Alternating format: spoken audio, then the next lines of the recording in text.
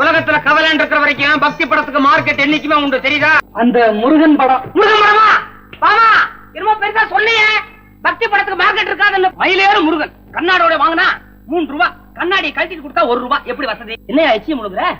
என்கிட்ட அவ்வளவு இல்லைங்க. எவ்வளவுதான் வச்சிருக்கிற? 8 அணா தாங்க இருக்கு. 8 அணா தான் இருக்கா? இந்தா 8 அணா படம். ஐயா, இது சாமி காசுங்க. நான் பட்னியா இருந்தப்ப கூட இதை எடுக்கலைங்க.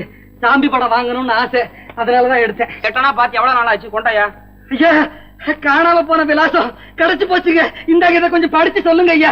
முதல்ல காசை கொடுத்து நீ படத்தை வாங்க, அப்புறம் படிக்கிறேன். இந்தாங்க காசு, படிச்சு சொல்லுங்க. அப்பா, பரமசிவம் படக்கடை 124, பெரிய கடை வீதி, கோயம்புத்தூர். யோ, கிண்டலா பண்ற?